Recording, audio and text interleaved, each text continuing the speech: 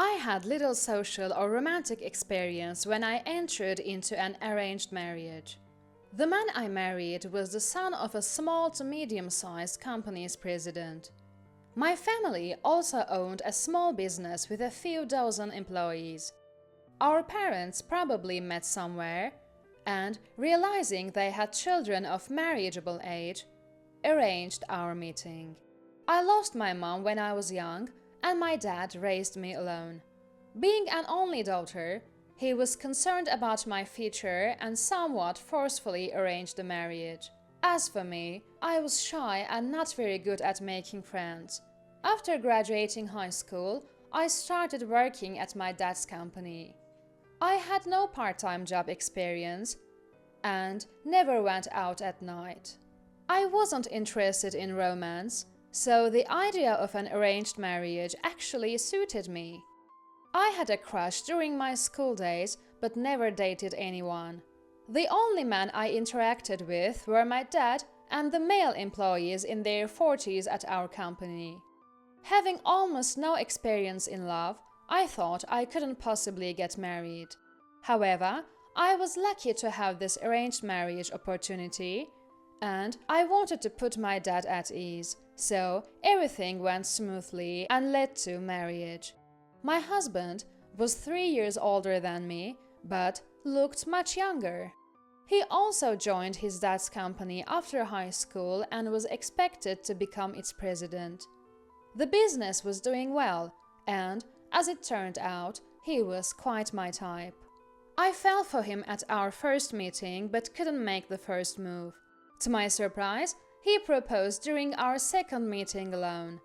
Overwhelmed with joy, I happily accepted. And so, after just 2 meetings, we got married, and he became my husband. Our married life began in his parents' home. He wanted to stay close to observe his dad's work, as he would eventually take over the company. I moved in with my husband's parents as per the arrangement. My in-laws were delighted that I could live with them, which I knew would reassure my dad. But this feeling was short-lived, starting from the second day of our marriage. I lost my mother when I was young, so I can do all kinds of household chores. Well, I thought I could. That morning, as I went down to make breakfast before my husband woke up, I found my mother-in-law, Grace, already awake. "Oh, good morning. You're late. Have you cleaned the entranceway yet?" I was surprised. It was only 6 a.m. "I'm sorry, I'll quickly clean the entranceway," I said, rushing to sweep the front door area. So, cleaning the entrance is a morning routine in my husband's house. I resolved to wake up earlier from the next day. Then, I prepared breakfast for 4, but my husband didn't come down for until 7 a.m. Instead of eating right away, he lay on the sofa watching TV. "You should first serve coffee and the newspaper when your husband wakes up," Grace said while eating her breakfast, startling me. "I apologize," I responded, handing my husband his coffee and the newspaper. He didn't even look at me, just drank his coffee and read the paper. I really need to learn more. I reflected on my lack of experience and tried harder from the next day. Initially, I attributed Grace's constant nagging to my inexperience and followed her instructions. Eventually, when our daughter was born, I had to juggle childcare with everything else. Grace never interfered in household or childcare matters, continuing her relentless criticisms. I kept telling myself it was due to my immaturity. One day, unable to bear Grace's constant complaints, I appealed to my husband. "Grace criticizes me every day. I can't stand it," I said in tears. However, my husband dismissed it. "It's your fault," he said indifferently. Feeling like I was about to break, I said, "I know I have my faults, but Grace goes too far. She uses me as her outlet for stress. I want you to talk to her." I was on the brink of breaking down, mentally and physically. But my husband's response was shocking. "I married you despite your immaturity. Mom is trying to make you a proper adult.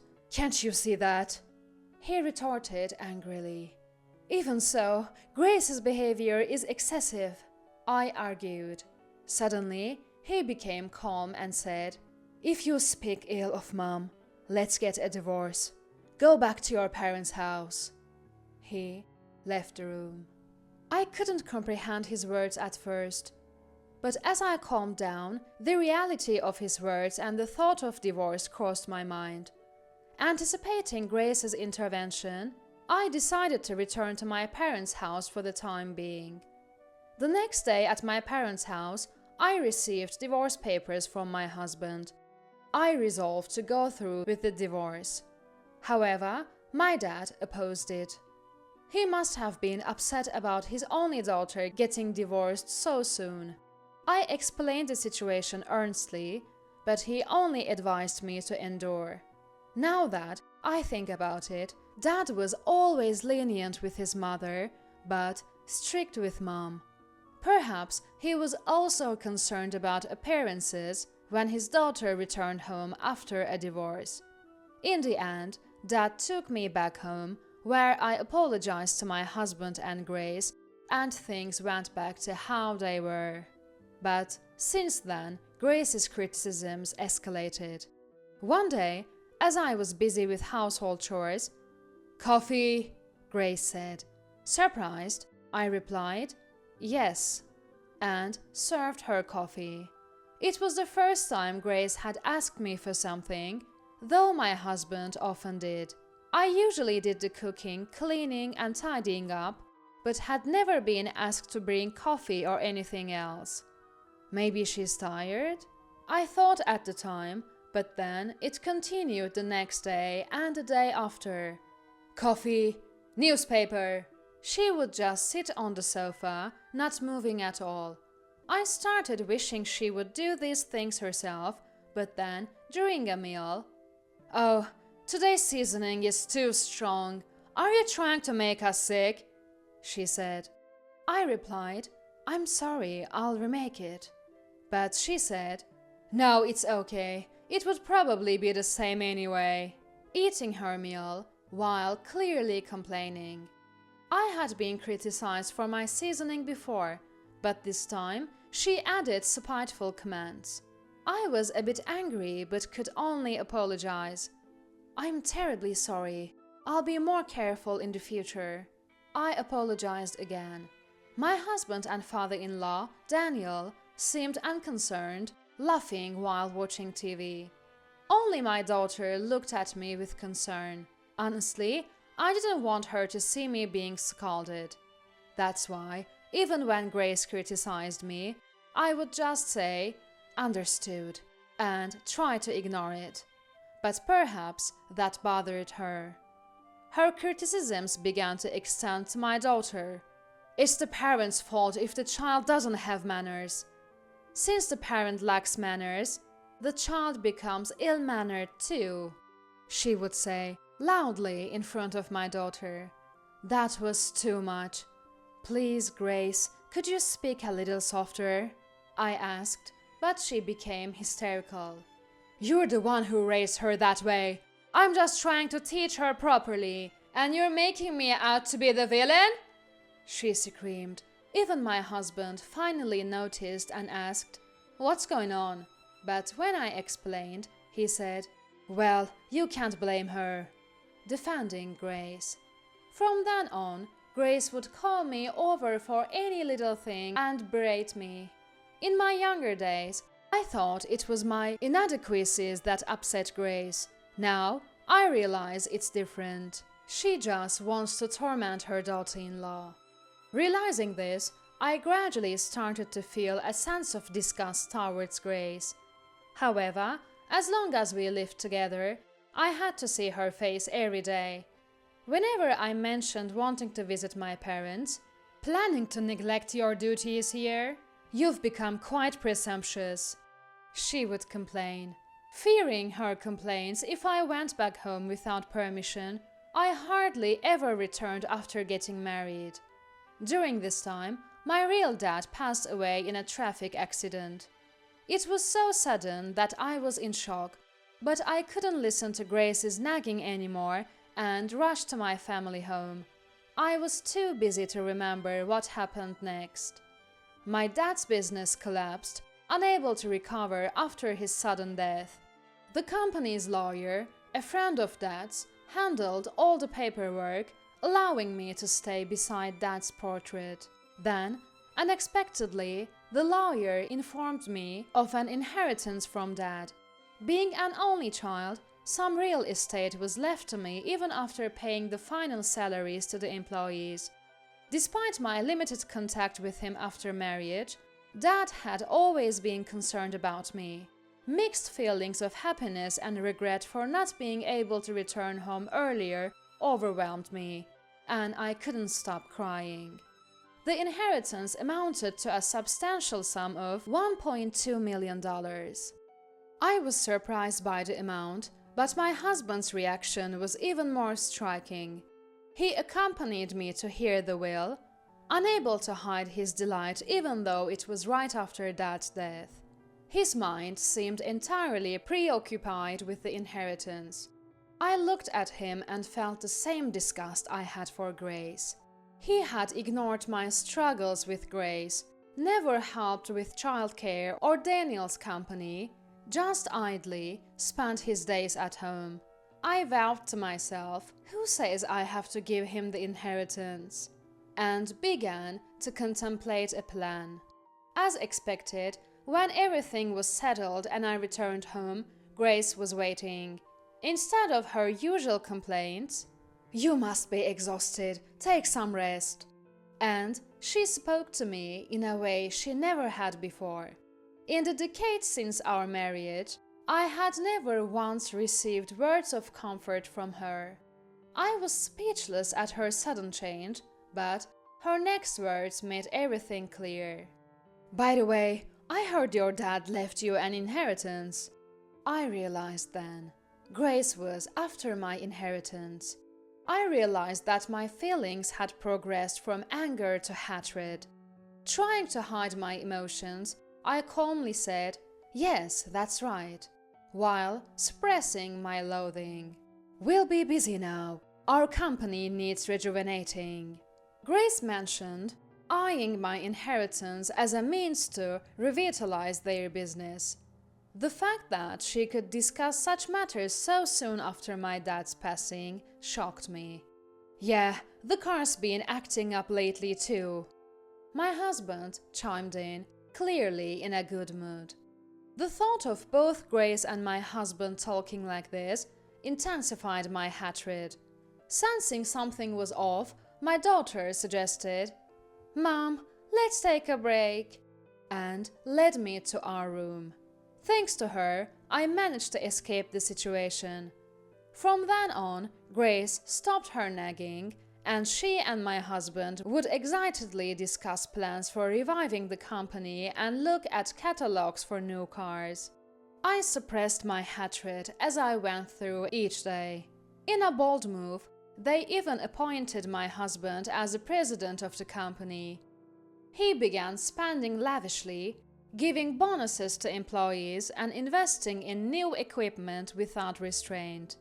The employees, initially puzzled, soon praised the new president as they benefited from his generosity, and the company buzzed with new life. Even our home gradually underwent renovations, with new appliances for household chores. For a moment, I thought that maybe, if life continued like this, free from criticism and relatively peaceful, it might be bearable. But when I thought of decades of mistreatment and the way Grace and my husband were using that inheritance as if it were their own, my hatred returned, stronger than ever, and I knew I had to execute my plan. The day to put my plan into action arrived. That day was the company's recreational trip. They had never mentioned such a trip before, but this time they decided to take all the employees. Of course, I was not taken along. My husband and in-laws left cheerfully. As soon as they departed, my daughter and I began our plan. We had a moving truck ready, which filled with our packed belongings and moved to an apartment I had secretly bought. After Dad's death and my return home, my daughter and I had discussed and decided to buy an apartment to live in just the two of us. We had slowly acquired furniture for our immediate needs. Previously, Grace's watchful eye would have made it impossible for me to live freely. However, recently she had become more outgoing, and when I went out, she didn't complain but saw me off without a word. I had been shopping with my daughter for furniture and appliances for our new home. She surprisingly agreed to the plan. Typically quiet and reserved like me, she rarely spoke at home, only discussing her school life occasionally. She had always known about Grace's bullying and had supported and defended me. Grace's mood swings often affected her too, which is why she agreed to the plan. I had been mostly forbidden by Grace to go out with my daughter, as she claimed it would neglect the household chores. Now, being able to shop together and visit apartments, I felt truly happy. My husband and in-laws, unaware of this, must have been enjoying their trip.